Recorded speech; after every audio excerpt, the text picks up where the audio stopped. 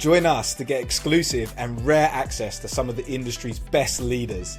Leaders who will share all their secrets to success with you. Leaders who have closed thousands of successful deals between them, generating hundreds of billions of dollars. And leaders giving you the roadmap to fast track your career and reach the highest echelons of the business. So welcome to the Investment Banking Leaders Podcast, and best of luck on your growth journey. So we have another top guest for you all today. I'm super excited to be joined by Piers, Ronan, Managing Director and Head of DCM Syndicate at Truist Securities in New York. And when it comes to debt, there's no one more knowledgeable than Piers, having developed a deep expertise over his 20-year career.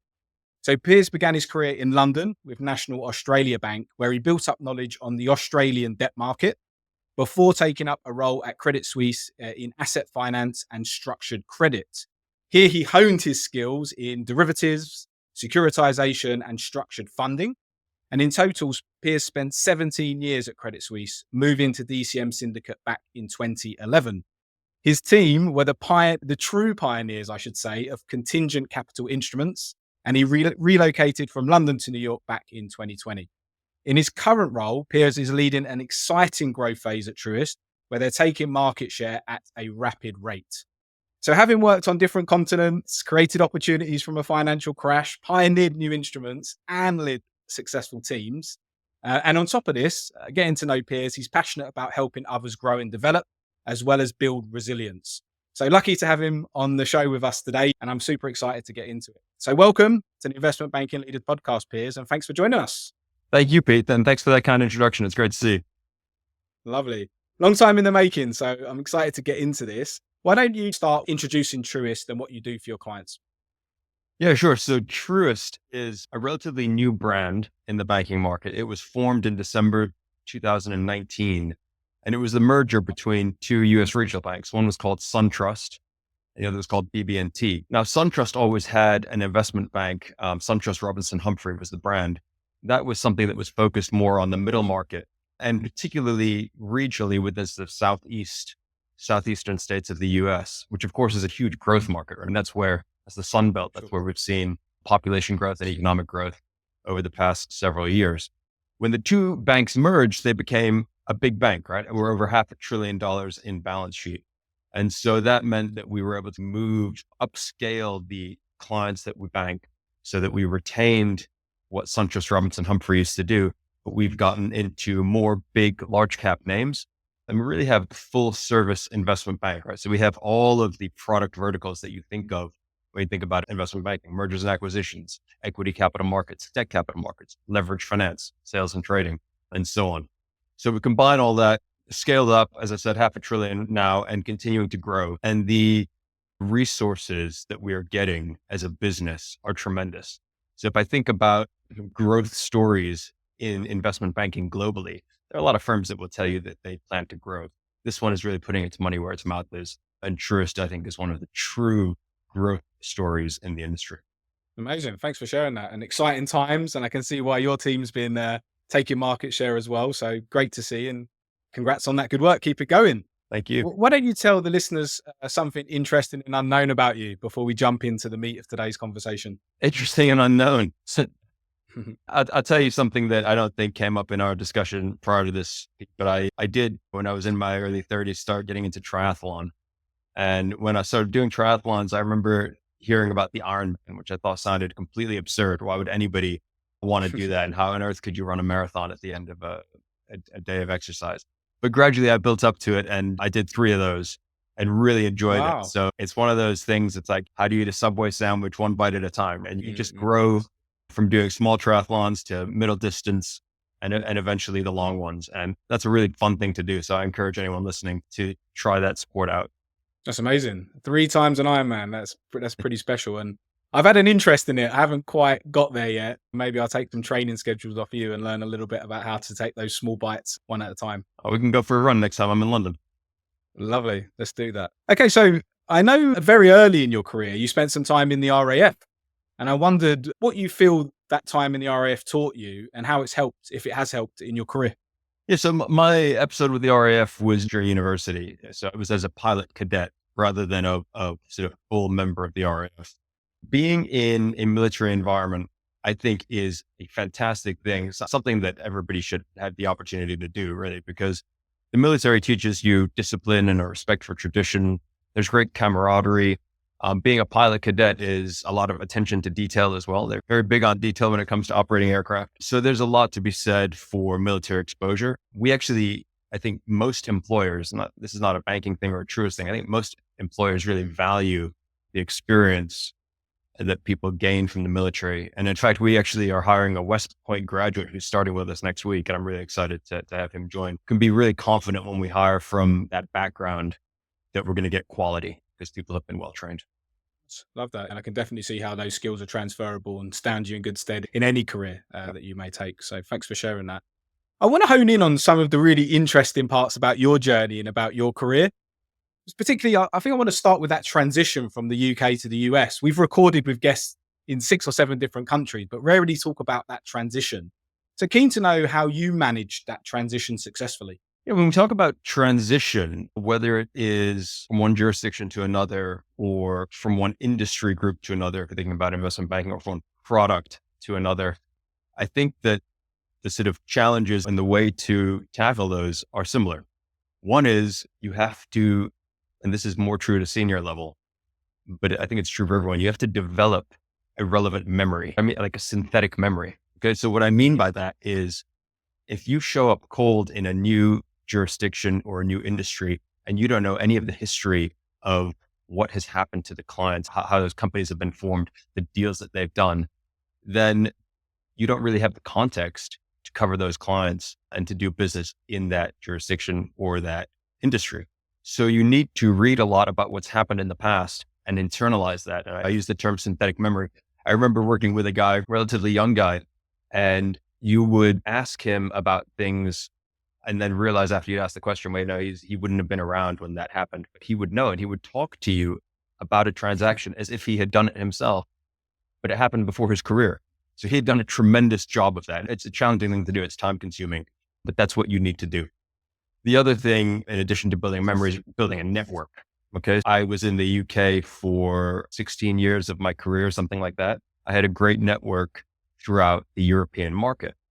I didn't have such a good network in the US. And so you have to build that really rapidly. And you don't have the benefit of growing up with people from the graduate training program and so on.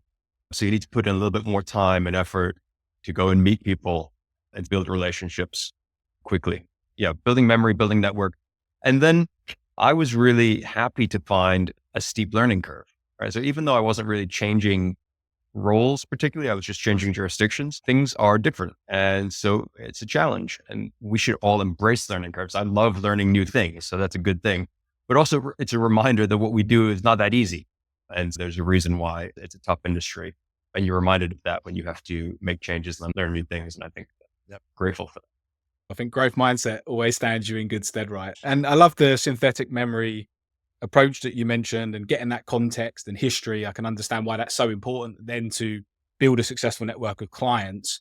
You talked about network. It comes up again and again. To be a great leader, to be a good investment banker, network is obviously a really important and critical factor. Any advice or extra tips around how to build a network rapidly or how you built it over there, really started from zero? Yeah, it's building a network is just reaching out for people and making time after work to go and get a drink, meet people for coffee. It's putting the time in. For the most part, people are happy to meet with you and get to know you if you just ask. And that's especially true when people are in a new role themselves. So this is flipping the script a little bit and looking at it the other way.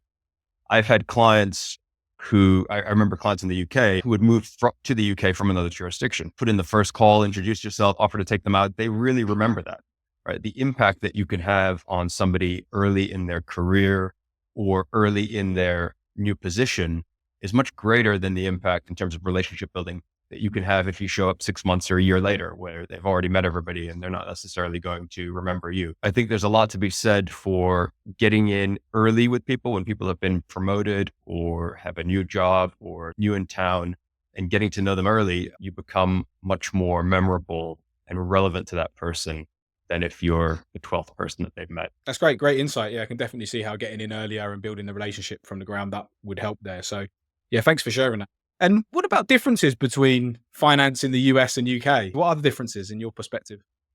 There are differences, definitely. I think some people would tell you that it's basically all the same, right? If we're talking about the West, but some people would tell you it's totally different. And I don't think either of those perspectives is wrong.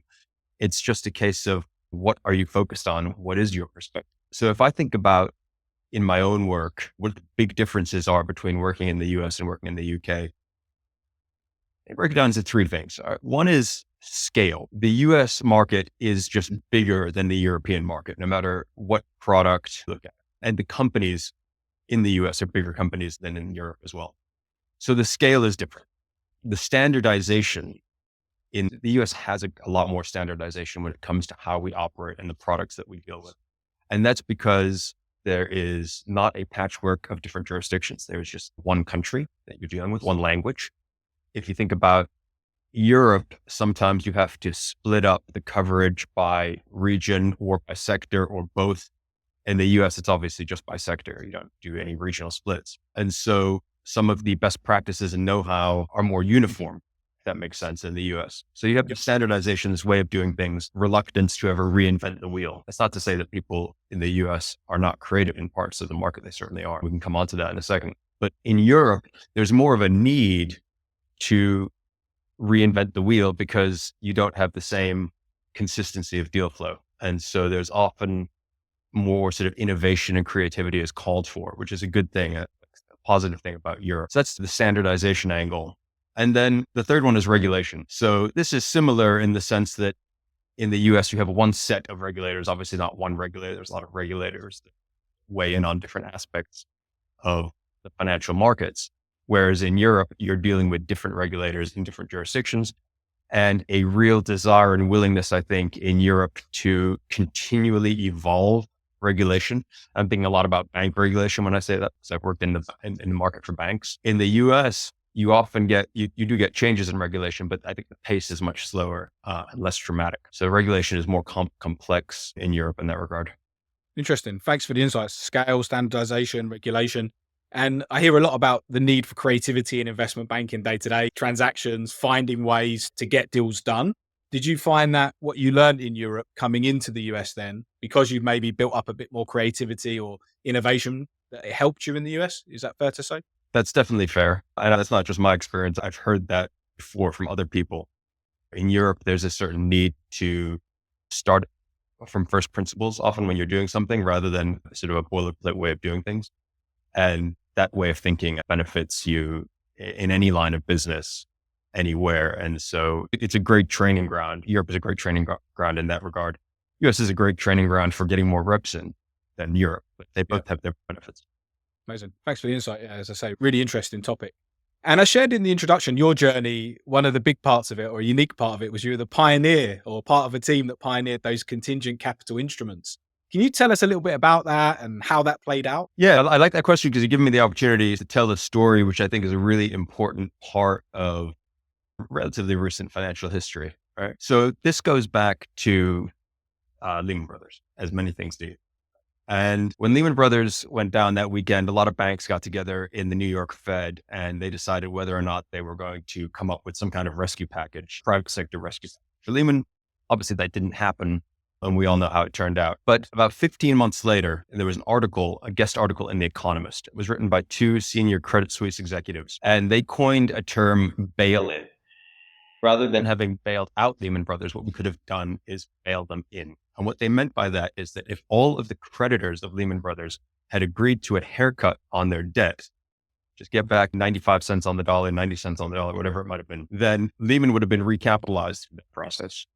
And all the counterparties to Lehman Brothers would have lost less money, at least initially, and there wouldn't have been the financial tsunami that there was. So this term bail-in was coined.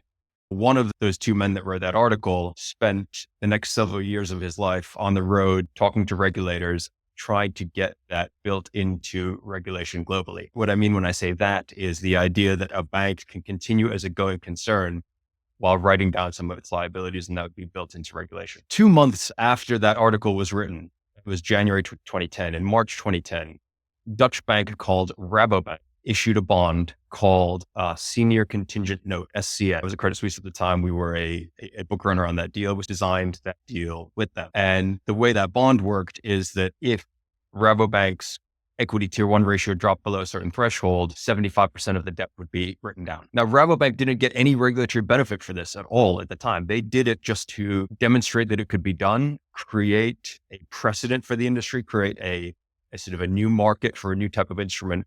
Deal went very well. And that is one of the things. I wasn't in the group at the time. I was doing my sort of structured credit and securitization work. That was one of the things that attracted me to get back into debt capital markets in 2010, because I could see how interesting it was becoming with these new developments around bail-in. And from there, from that Rabobank deal, we did a number of tier one capital transactions that had the same feature. And then a couple of years later, it got built into European regulation. And since then, all banks in Europe have been issuing in that format. They've had to, because that's what the instrument is designed to be. That bail-in concept also made it to senior debt globally, but in Europe that required, I won't get into the details of why, but the nature of the way that the banking system works in Europe, it required a new instrument. So something called non-preferred senior was developed in the intervening years and has now become a sort of major part of the capital markets as well. So it was more than 10-year journey getting from that first article coining the term bail-in to where we are today. Amazing. Thanks for sharing the story. Yeah. And I was fortunate to just be at the forefront of that and executing a lot of those deals and a lot of market firsts, which is a really fun thing to do, because it's more interesting to talk about developing a product with clients than it is just to talk about the day-to-day goings on in the market. I can imagine. Exciting time, innovative time, as you said, creativity needed, and what a great piece of history, debt history. So heard a lot about Lehman, but really appreciate your insights particularly. And obviously touched on Lehman, financial crisis. I'm always interested about those who have lived through it. What was the key to getting through that challenging period? And more importantly, especially from yourself as a growth mindset, what did you learn from that period? Yeah, it was a tough period, but also a really exciting one. And ironically, Credit Suisse is a bank that has since failed, but it was actually a very strong bank in the immediate aftermath of the financial crisis, but not immune from a lot of trouble. So in the securitization business that I worked in at the time, we suffered a 1-day 75% headcount reduction. All right. So 3 out of 4 people left the firm in a single day. That was tough. Wow. At the time, I was working on a big deal. And if you think about the financial crisis, what comes to mind? It's banks were in trouble initially. Mortgages caused it. A mortgage bank in the UK that was in trouble, that had a liquidity issue. And the deal was that we were basically coming up with £5 billion of funding for them through a sort of innovative structure that we were putting together. And I was the junior at the time, holding the pen on that and getting the approvals and the credit approvals to take on a lot of risk. We syndicated a lot of that risk out, but it was an extremely important and exciting deal to be working on. So that was early in the financial crisis, before Lehman Brothers, but when things were very bad. People in the UK might remember pictures on the TV of lines forming around Northern Rock branches. That was going on. After that, worked for the UK government in an advisory capacity on something called the Asset Protection Scheme, which was a synthetic risk transfer from the banks to the government. Synthetic risk transfer or significant risk transfer, SRT, is a popular product that has grown tremendously since that time in Europe and now is growing in the US and is a buzzword within the private credit environment. So we did an enormous deal where the UK government basically provided protection to all the banks to improve their capital ratios. And then I developed my own sort of niche in a product called balance guaranteed swaps, which led to a lot of great deals, including one where I was an associate at the time. I cold called the chief executive officer of a former Lehman Brothers subsidiary. And I said, I can solve your derivative issue. We can come in and step into your balance guaranteed swaps. And it turned out to be an enormous deal that actually had a major impact on the P&L for the whole trading floor that year. So it was a very exciting time from that perspective. And you asked, what did I learn? And in addition to all the technical things that I learned, because I was doing new stuff, and as an associate, it's like being a baby, right? Your mind is really a sponge. You're learning all kinds of stuff, and it's a great time to try new things. I think I learned the value of entrepreneurialism and creativity in the investment banking industry, which kind of comes back to some of the things that I've talked about in the past few minutes about creating new products, creating new ways of doing things is a valuable skill and something that I think most people aspire to in their career. because it's just more interesting that way and more fun. Amazing. Again, lots of stories there, lots of it. Yeah. Exciting. And it's interesting how you spoke about the crisis and almost as an exciting time in some ways for you in terms of your career. And I've heard that from other leaders. And I think being able to harness those challenges and reap the opportunities that they bring and learn and grow from them and prepare you for the next one is so important. So I really feel that in how you explained it for yourself. And you touched on Credit Suisse. I can imagine it was a really hard period a year or so ago, having spent a large portion of your career there. But what was it like seeing the collapse of the firm from the inside? It was sad, right? It's like the old adage or the old joke, how did you go bankrupt, right? Slowly and then quickly. Mhm. And Credit Suisse was leading for a long time. People thought that it would survive, and then one day it didn't. But a lot of good comes from that too. And this is, I think, important for anyone who works in the industry. You have to be able to embrace volatility and chaos because it comes around from time to time. It always does, right?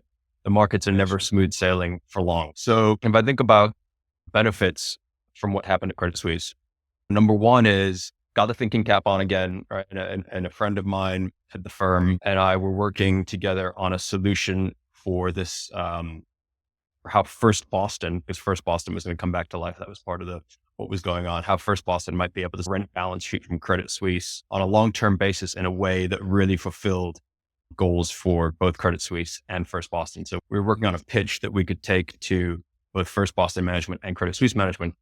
That never happened because one weekend it was just over. But the other good things that came out of that is the network that you have within your firm is obviously fantastic. And that network has now been spread far and wide across global Wall Street. So I know people in every firm, every jurisdiction who used to be colleagues. And I think that if you talk to people who were at Lehman Brothers at the time, they'll say that network from Lehman is extremely strong. I think the same thing is true of Credit Suisse. When you serve lemons, you make lemonade, or pick your adage. There are definitely silver linings to what happened. And the other fantastic outcome is what I'm doing now at Truist. And I talked about Truist at the top of the show. And it's just a great opportunity to be in an environment where we are really growing. Everybody's pulling in the same direction. We're playing offense, and this firm is an exciting place to be. And on that note, if anybody listening is considering joining Truist, I couldn't be more encouraging. Love how positive you are. You've obviously landed on your feet. And again, lots of excitement around what you, the team and the firm is doing, which is great. And I love your take there, the fact that the network of people you have are probably quite bonded by that experience and that challenge that you all went through. And now, as you say, wide across Wall Street and those relationships strengthen. So yeah, really, really interesting take on that. Human relationships, I think, are strongest when they're formed in the trenches. So when you have that kind of war zone mentality, I think that can be a real positive. Amazing. And are there any specific leadership lessons that you take away from what happened at CS or the financial crisis? Given we're in a leadership podcast, just wondering if there's anything you particularly tie to leadership. To be a leader in this industry or in any industry for that matter, you have to be resilient, right? Resilience is something that I think is just critical because it's critical to your own survival. But if you're a leader, it's critical to the people around you as well. If you break down, they're going to break down. So resilience is, I think, the most important. The other thing, as you sort of become more senior and take on a leadership position, is perspective. So when you have a task to do, you can be myopic around that task and do it very well. As you become a leader, you need to see above the trees, if that makes sense. And so perspective is important. And I think when these things happen, like the financial crisis or Credit Suisse going down, they give you a great deal of perspective. They force you to think about things that you wouldn't otherwise think about, both in life and in work. So these are the two main things. When you ask about leadership, it does actually make me think about a tool that I have seen some other people use as they're developing their leadership skills. So let me get into that for a minute, because this is something that I hesitate to provide as advice, but I'm going to describe what I've seen people do, which has worked for certain people. And I think is a somewhat tricky strategy to execute well. But I've had colleagues who decide that they want to have an opinion on everything that's going on. Okay. This means that they overhear people talking about deals that they're working on, things that the people are not involved in themselves, and they offer their opinion on it. This can be incredibly annoying to the people who are receiving the unsolicited opinion, but it does something tremendous for the people offering the opinion, which is it's forcing them to think about things that are not necessarily on their plate. And it's forcing them to gain that perspective that I was just talking about, to look beyond their own tasks, which is important if you are going to become a manager or leader of a business, because you need to see across everything that's going on. The other reason why this kind of strategy, this tool of really paying attention to other things that are going on and then going and offering your opinion on it is good, is because if your opinion is a good one, people will appreciate that and you'll gain visibility. And if you do that enough and your opinion is valued enough, it can become a sort of a gating item, right? What are we going to do? Let's ask Pete, right? Let's make this decision. We can't make this decision without Pete's blessing. We have to go and talk to Pete.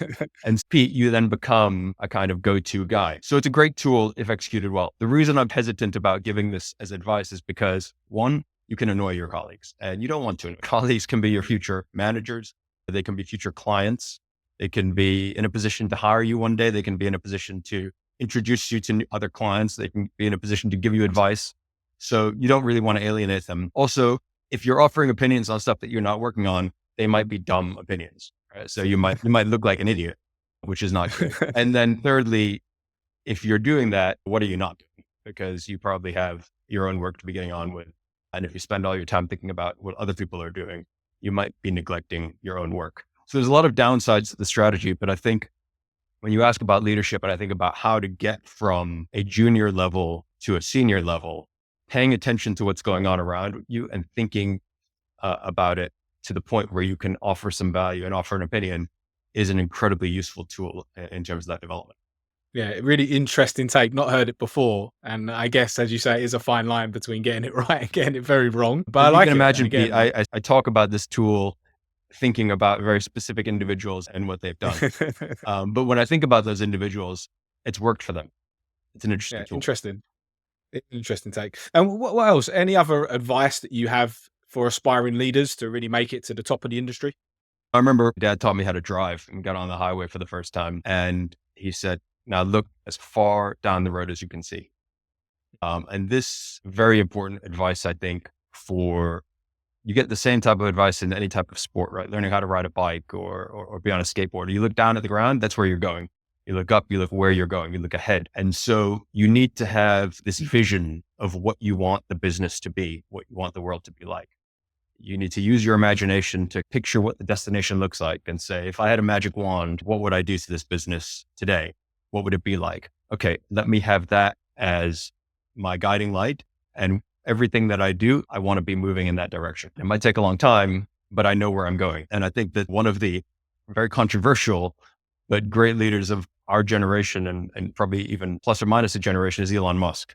And if you think about how Elon Musk has run his businesses, he has been on the brink of failure and still just had this vision of what the company is going to be 5 years from now and plowed on. And he's been able to sell that vision, get the financing that he needs to not fail tomorrow. So he's been able to pitch it, which is an important, you have to have the vision. You also have to be able to pitch it well. And I think that is a incredibly important skill for leadership and one that everybody needs to develop. Interesting. And you say you're creating that vision. Is that something you do with a mentor, with people above? Is it more of a lone task? Like, how do you see that? I think any of the above, right? Whatever works for you. Mentorship. I've never had formal mentors. I've had informal mentors a lot, and they can be hugely valuable. And I think just sometimes getting into your own head and thinking about what you want things to be like makes the most sense. So it depends on the person. Perfect. And then other skills, got the vision part, talked about being valuable, listening to what's going on around you, being able to have a valuable input. Any other skills that you see that particularly make you a great investment banking? Motivating others. Right? When people are motivated, they do their best work. Motivation, I think, can be difficult, but you're in that business, Pete, right? You are commemorating deals with the products that you make. And that is, I think, one of the tools and an important one in terms of how you motivate people, right? And celebrate success. So it's about celebrating success and it's about sharing that vision that I talked about with people so that they realize why they're doing the work. What is the destination? Where are we going? And I guess the other thing that really motivates people is just caring, paying attention to people. Yeah, nice. Simple in some of those ones, but so important, I think, to getting it right and having a team that believes in you. Okay, thanks for sharing that. I want to flip the switch a little bit onto opportunities and challenges. So what do you think are the biggest opportunities available for leaders in the industry today? The world is always changing. I think that the world is probably changing more rapidly thanks to technology and the internet than it used to. And when things are changing, that's when you can develop things. So as a leader, the opportunity is really to change with the times, right? If you have a lot of inertia in your business, there's not much that you can do, or it's much more challenging to change the nature of your business when it's surrounded by inertia. But we're in an environment now where the world is changing quickly. And I think that's an opportunity to make changes to your business if that's what you're seeking to do. Most leaders do want to move things forward rather than just maintain the status quo. More specifically, technology is changing rapidly, right? We have the sort of dawn of AI. So that creates opportunities. And secondly, demographics. Demographics are always in flux, but we're going through this major generational change where the baby boomers are retiring and Gen X and millennials are taking their place. And so you have this big wealth transfer. And I'm talking about this in the context of finance because it's an investment banking podcast. I think the person who's really shining the most light on this is Mark Ronan, the CEO of Apollo. He talks a lot about how Apollo is growing on the back of managing money for individuals and the retirement products that they sell and so on. So it's really about harnessing the demographic changes to benefit the structural growth of that business. And I think that's an opportunity, not just for them, but for all firms to think about how they can grow, how they can set a business up to benefit from demographic change and how technology, coming back to that point, how they can use technology to accelerate that change and to be more efficient, more insightful, and so on. Smart. I like that. I hadn't heard much in previous interviews about that demographic change, but it makes a lot of sense. And I can see why if you're able to harness that, then you can have a pretty powerful element to growth. On AI, anything particular that you're already seeing in that area that's having an impact on the industry? It's sneaky. It's creeping in gradually. The short answer is no major change, but tools that we already use are sometimes becoming enhanced with AI, right? I spend my day logged into Bloomberg. I use Bloomberg for a lot of what I do. And those tools are always improving. And AI is a part of some of the latest improvements in that. And I think will definitely continue to be in the years to come. So yes, AI is creeping in, but there hasn't been major wholesale change in the way we do things at this stage. Perfect. Thanks. And the other part of that question was really the challenges. What are the biggest challenges for leaders today in the industry that you see? I think most challenges for leaders are timeless. They've always been challenges, right? Motivating people, forming that vision, staying motivated yourself, all of these things. When I say staying motivated yourself, actually what I mean by that is maintaining a demeanor and an attitude that keeps your troops motivated. So it's sort of part of the same point. Nowadays, if I wanted to pick out things that I think are more new, this is more about sort of corporate CEOs than all leaders, but I think it applies to everybody. There is pressure for people to take positions on controversial issues and to have a position on the issue. That can be a very dangerous thing to do because you might end up alienating half of the country, half of the demographic that you're focused on. So the best advice to leaders in that respect is don't take a position, I think, but that can be a challenge in itself. And then we just talked about technological change. Technological change is an opportunity, but it's also going to create huge challenges because if your competitor implements technology in a way that gives them an advantage and you don't, you're in trouble. So this is going to create a lot of issues for that. It will create the haves and the have-nots. And so for leaders, it's making sure that you figure out how to be in the group of haves rather than the have-nots.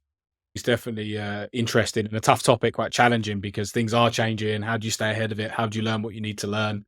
How do you deal with some of the challenges it brings? So I think that's a huge challenge that we'll see for many leaders as the years go on and AI and technology progresses further. I want to touch on resilience because you've mentioned it a few times and getting to know you, I know that as an area you thought was really important. So any tips on how you can best build resilience?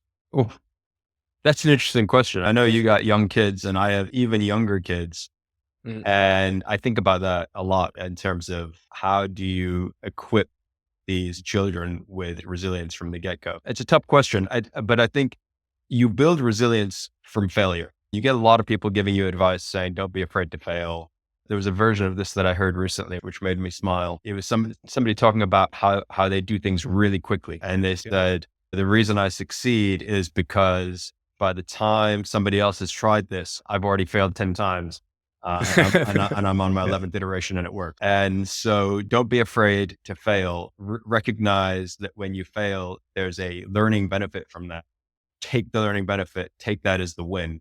I think that's an important component of building resilience.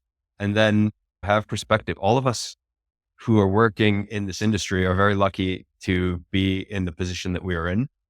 And I think get out and look at the entire world and you recognize and appreciate that, then that's helpful in terms of not getting bogged down on this went wrong or that went wrong. It's all terrible. It's not terrible, right? Things go bad, you learn, you pick yourself up and you move on. And you just have to have that mindset and continuously train yourself to think that way.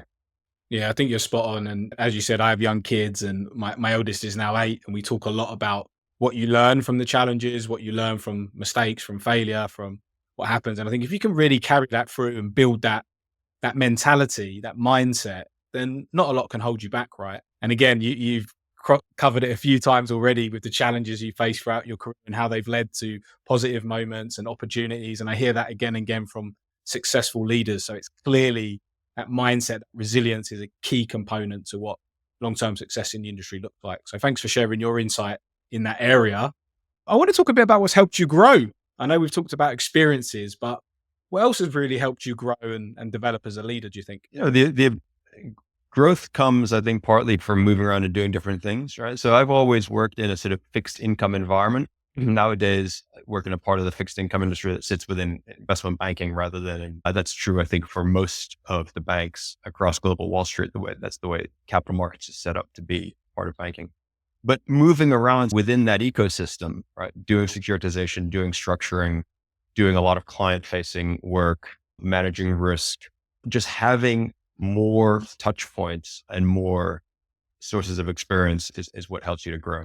Some people will go on one career track and kind of do the same thing and gradually move up their whole careers. And there's nothing wrong with that.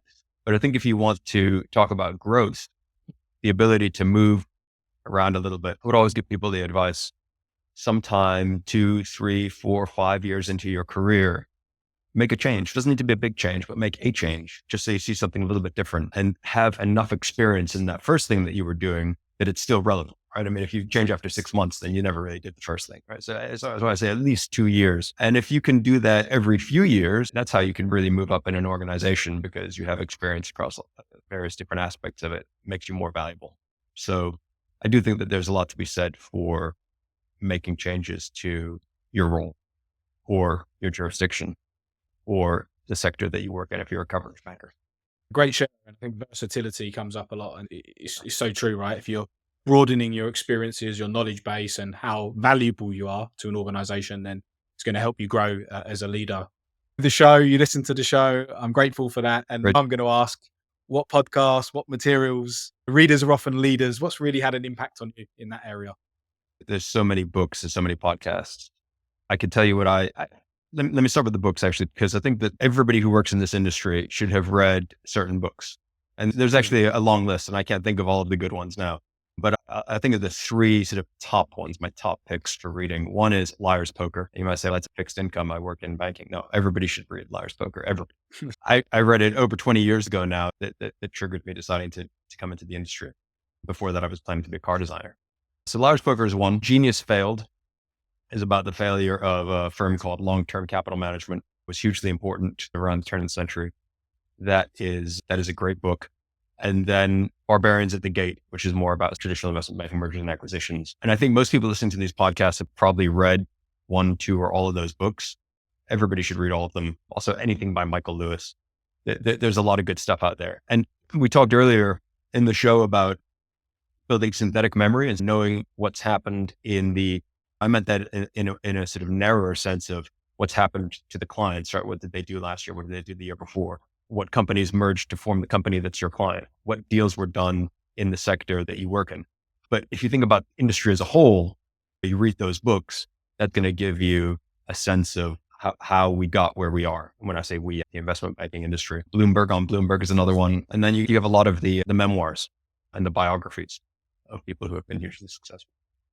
Podcasts, this one, of course, is number one. You're doing a great job with this. Many congratulations.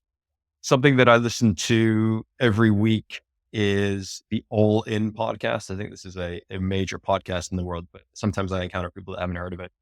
It's for Silicon Valley guys sitting around. They talk tech, they talk politics, they talk business, they talk economics. They have some guests on from time to time. Fantastic podcast. I can't miss it. And then Bloomberg is doing a lot of good podcasts now. There's a fun column called Money Stuff on Bloomberg. And the guy who writes that has a podcast started relatively recently. That's another weekly listen for me. Yeah, it's interesting because I've sat down with probably about 20 leaders now and for the podcast and interviewed them, and the first two books you mentioned haven't come up. So they're new ones for the audience, I would imagine, certainly from our perspective, recommendation. So we'll pop them in the show notes. Barbarians at the Gate comes up a lot, of course. Definitely noted that one a few times. But thanks for all the other materials, and we'll pop those in the show notes so everyone can get hold of them if they want to listen or read.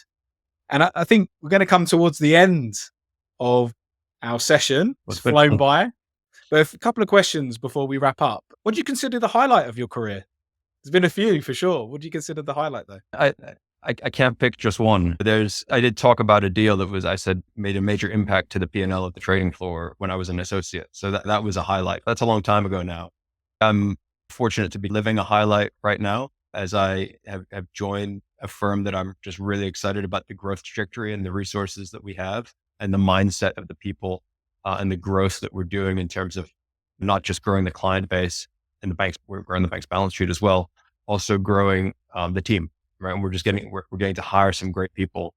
And we're finding that when we tell the story about what the firm is doing, people are really excited to join. And it's still a small enough team that we really all work together, right? It's not siloed in the same way that you would often get in big banks. Just yesterday, I was off seeing a former colleague, part of the Credit Suisse alumni network, who's a prospective client. And I went with the guy who's responsible for M&A for that sector coverage, the guy who's responsible for corporate banking and transaction banking, and a coverage colleague of mine. We just went and talked about what we're doing, and the client was excited. And so this is a highlight, right?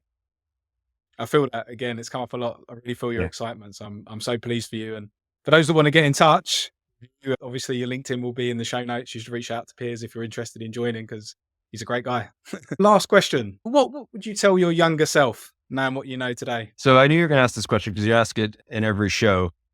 And I struggle a little bit in terms of thinking about how to answer this because I know myself, I know my own strengths and weaknesses. So the advice that I would give to myself might differ a lot from the advice I might give to others. I think one thing I would tell younger me is recognize when you have an advantage and press it. The way we make progress is by taking action when the time is right. And I hesitate to give that advice to everyone because I see a lot of younger people trying to press advantages that they don't actually have. That can be detrimental. So I guess the emphasis on the advice to other people is recognize when you have an advantage, recognize when you don't. And when you do, then you should press it. Love that. What a great way to finish the show. And hey, Piers, I know how busy you are, so I really appreciate you taking the time out of your schedule. It was a great episode. I know there's going to be a ton of great insight for everyone that they're going to appreciate. So thanks so much for your time. Appreciate it. It's been a lot of fun. Thank you, Pete. This episode was brought to you by Outram, the global leaders in the financial deal gift, awards and recognition space. So if you need any assistance in these areas, don't be afraid to hit me or the team up.